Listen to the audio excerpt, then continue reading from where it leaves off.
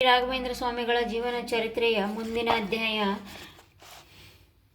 ಕುಲಸ್ವಾಮಿಯ ಸನ್ನಿಧಿಯಲ್ಲಿ ಜಗದ್ಗುರುಗಳು.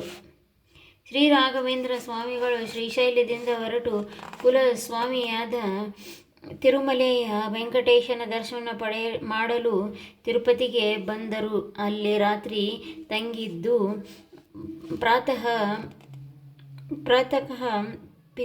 ಪಿಲ ತೀರ್ಥದಲ್ಲಿ ಪರಿವಾರದೊಡನೆ ಸ್ನಾನಾಹಿತಕಗಳನ್ನು ಮುಗಿಸಿಕೊಂಡು ಹೊರಟು ಪಾದಘಟ್ಟಕ್ಕೆ ಬಂದು ವೆಂಕಟಾದ್ರಿಗೆ ಸಾಷ್ಟಾಂಗ ಮಾಡಿದರು. ಅನಂತರ ಪಂಡಿತರು ವಿದ್ಯಾರ್ಥಿಗಳೊಡನೆ ಸಚ್ಚಾಸ್ತ್ರಪಾರಾಯಣ ಮಾಡುತ್ತಾ ಮಧ್ಯಾಹ್ನದ ಹೊತ್ತಿಗೆ ಬೇಡಿ ಹನುಮನ ಸನ್ನಿಧಿಗೆ ಬಂದರು. ಅಲ್ಲಿ ದೇವಾಲಯದ ಅಧಿಕಾರಿಗಳು ಪೂರ್ಣ ಕುಂಭಾದಿಗಳಿಂದ ಗೌರವಾಧಾರದಿಂದ ಸ್ವಾಗತಿಸಿದರು. ಮಹಾಪ್ರಾಕಾರವನ್ನು ಪ್ರದರ್ಶನೆ ಮಾಡುತ್ತಾ ಬಂದ ಸ್ವಾಮಿ ಪುಷ್ಕರಣಿಯ ಜಲವನ್ನು ಪ್ರೋಕ್ಷಣೆ ಮಾಡಿಕೊಂಡು ವರಹಸ್ವಾಮಿಯ ದರ್ಶನ ಮಾಡಿ ಶ್ರೀ ವೆಂಕಟೇಶ್ವರನ ಸನ್ನಿಧಿಗೆ ಬಂದರು. ಸಾಲಿಗ್ರಾಮ ಮೂರ್ತಿಯಾಗಿ ವೈಕುಂಠದಿಂದ ಬಂದು ಸಾಕ್ಷಾತ್ತಾಗಿ ನಿಂತರು. ದೇವನನ್ನು ನೋಡಿ ಗುರುಗಳಿಗೆ ಪರಮಾನಂದವಾಯಿತು. ಹೃದಯದಿಂದ ಭಕ್ತಿ ಭಾವಕ್ಕೆ ಹರಿದು ಅತಿಶಯದಿಂದ ಆನಂದಾಶ್ರುಗಳು ಕಣ್ಣಿನಿಂದ ಧಾರೆಯಾಗಿ ಸುರಿಯಿತು. ಎಷ್ಟೋ ಹೊತ್ತು ಕಣ್ಣು ತೆರೆದು ಮೈಮೆರೆದು ಪರವಶತೆಯಿಂದ ನೋಡುತ್ತಾ ನಿಂತರು. ನಂತರ ಎಚ್ಚೆತ್ತು ಶ್ರೀ ವೆಂಕಟೇಶ್ವರನಿಗೆ ಭಕ್ತಿಪೂರ್ವಕವಾಗಿ ಸಾಷ್ಟಾಂಗ ನಮಸ್ಕಾರ ಮಾಡಿ ವಿವಿಧ ರೀತಿಯಿಂದ ಸ್ತೋತ್ರ ಮಾಡಿದರು. ದೇವನಿಗೆ ಮಂಗಳಾರತಿ ಮಾಡಿದರು. ಪ್ರಸಾದ ಸ್ವೀಕರಿಸಿ ಪಾದ ಸ್ಪರ್ಶ ಮಾಡಿ ಆನಂದ ಸಾಗರದಲ್ಲಿ ಮುಳುಗಿದರು. ಶ್ರೀ ರಾಘವೇಂದ್ರ ಸ್ವಾಮಿಗಳು ದೇವರ ಸನ್ನಿಧಿಯಲ್ಲಿ ಕೆಲವು ಸಮಯ ಏಕಾಂತದಲ್ಲಿ ಧ್ಯಾನ ಮಗ್ನರಾಗಲು ಬಯಸಿದರು.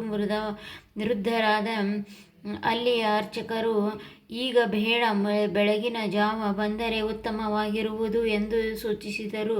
ಮರುದಿನ ಬ್ರಾಹ್ಮಿ ಮುಹೂರ್ತದಲ್ಲಿ 4 ಜನ ಆಪ್ತ ಶಿಷ್ಯರೊಂದಿಗೆ ಶ್ರೀಗಳವರು ಸ್ವಾಮಿ ಪುಷ್ಕರಣಿಯಲ್ಲಿ ಮಿಂದು ಶ್ರೀ ವರಹ ದೇವರ ಸನ್ನಿಧಿಯಲ್ಲಿ ಅಗ್ನಿಕವನ್ನು ಮುಗಿಸಿ ಬಂದರು. ಮೊದಲೇ ತಿಳಿಸಿದಂತೆ ಅರ್ಚಕರು ಶ್ರೀಗಳವರನ್ನು ಒಳಗೆ ಬಿಟ್ಟು ಪರದೆ ಎಳೆದರು.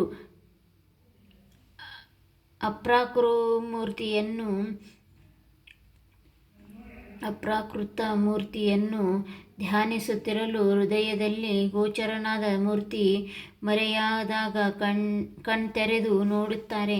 ಅನಂತರ ಕೋಟಿ ಸೂರ್ಯನಂತೆ ದಿವ್ಯ ಕಾಂತಿಯಿಂದ ಚಕ್ರ ಶಂಖವರಾಭಯ ಹಸ್ತಗಳಿಂದ ಸಮಸ್ತ ವಸ್ತ್ರಾಭರಣಗಳಿಂದ ಭೂಷಿತನಾದ ದೇವ ಮಂದಹಾಸ ಬೀರುತ್ತಾ ದರ್ಶನ ಕೊಟ್ಟನು. ಶ್ರೀಗಳವರು ಶ್ರೀಹರಿಯ ಅಪ್ರಾಕೃತ ದರ್ಶನದಿಂದ ಪರವಶರಾಗಿ ರೋಮಾಂಚನವೊಂದಿ ಆನಂದಶ್ರುಪೂರ್ಣರಾಗಿ ಭಕ್ತಿಯ ಭರದಿಂದ ದೇವಾದಿದೇವ ಜಗನ್ನಾಥ ಕಮಲಾಕಾಂತ ದಾಸನಲ್ಲಿ ಕರುಣೆ ತೋರಿದೆಯಾ ಸ್ವಾಮಿ, ಹೀಗೆ ಅನೇಕ ವಿಧವಾಗಿ ಬಹಳ ಆಸೆಯಿಂದ ನೋಡುತ್ತಾ ಸ್ತೋತ್ರ ಮಾಡಲು ಶ್ರೀಹರಿಯು ವೇದ ವಿವರಣ ಮಾಡು ಎಂದು ಆದೇಶ ಮಾಡಿದರು.